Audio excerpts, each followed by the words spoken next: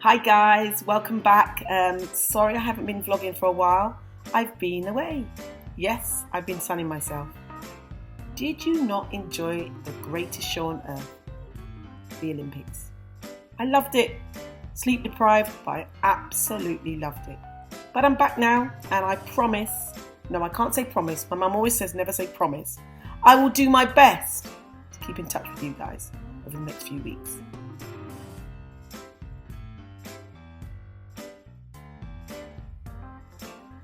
No excuses. Do I often have excuses? Only to do the washing up.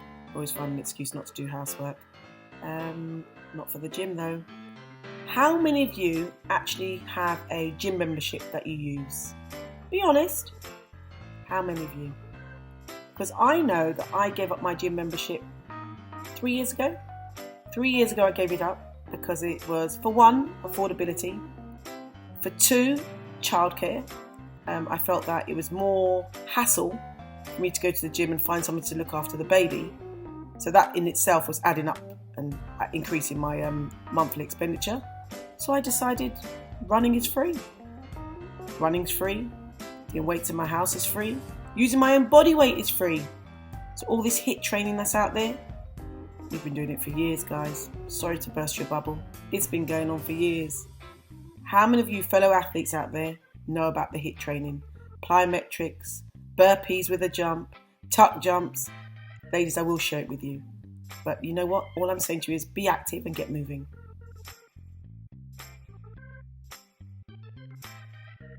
Been a fantastic summer. Adjustment. I tell you what, I've got to share this story with you. My husband has been off with me for 8 weeks. I don't mean off with me, like upset with me, sorry. Let me clarify that. Being off work, at home, with me, trying to slot into my routine. And you all know that when you're at home some of the time and taking control of what's happening at home, you don't really like anybody coming in and changing up your plans. So actually, the first few days when he's off work, it irritates me because he's trying to spoil my routine.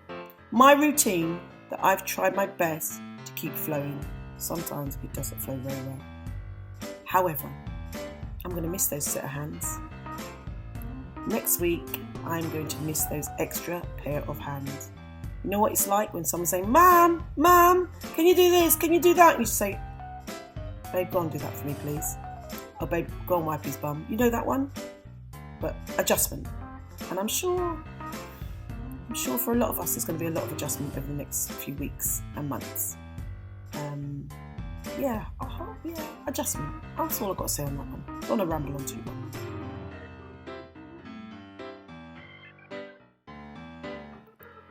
I guess when you're talking about the first day at something, it's pretty tough. How many of you can remember your first day at going to a new school?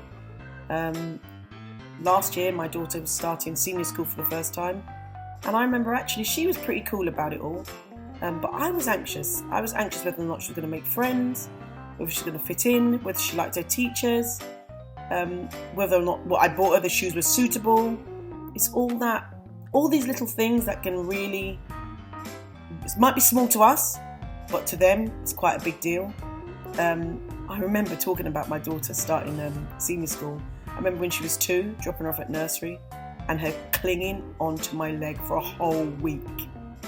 Do you remember that? Any of you had that experience? Where your baby is clinging onto your leg for the whole week and you leave there in floods of tears.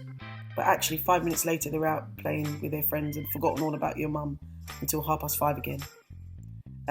So first day out, yes it is a big thing.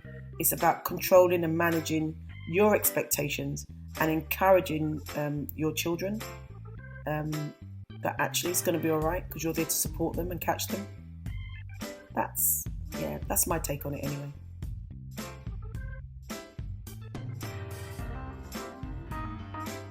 Who do you listen to?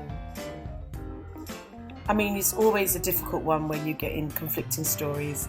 For those mothers that are ahead of you, had several kids, like myself, I'm always the first one to give an opinion about something, and without not judging people though, just saying what works for me, with the idea to help people, to let them feel, Don't feel inadequate. It's about not feeling inadequate. Have you ever had that feeling where the midwife says one thing to you with your first child, and then next thing, 10 years later, that's changed again, and then 2 years after that, that's changed again? Or your doctor says your child needs an asthma pump or needs to try this, but then your GP tells you something completely different. Or the whole thing of, do you breastfeed for a year, 2 years? How's that looked upon? How's that frowned upon? Actually, who do you listen to? I'm going to say myself. You've got to follow your gut feeling about how you feel, because we're all different. We all have different experiences, different children, and no two people are the same. Nobody can walk in your shoes. Only you can. I'll tell you what, you've got a good chance walking in my size 8 anyway. So who do you listen to? Well, of course, follow your own gut.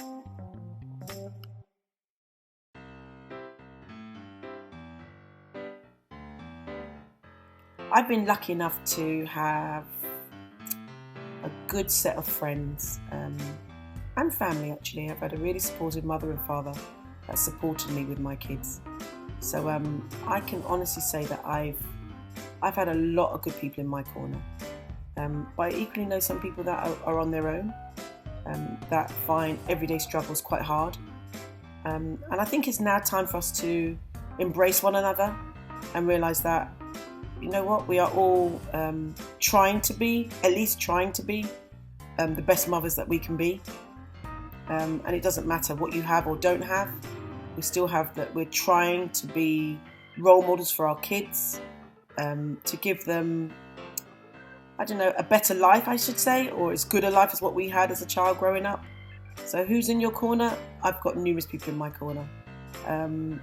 But when it comes down to it, you do need a tight network that you can call upon somebody at the last minute. Yeah.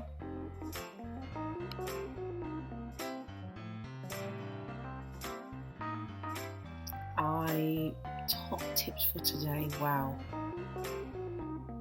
It's got to be being active. That's got to be number one. Get up. Have that half a lemon, unwaxed lemon. I'm quite specific about this. With some hot water first thing in the morning. Before everybody wakes up, have your hot water and lemon.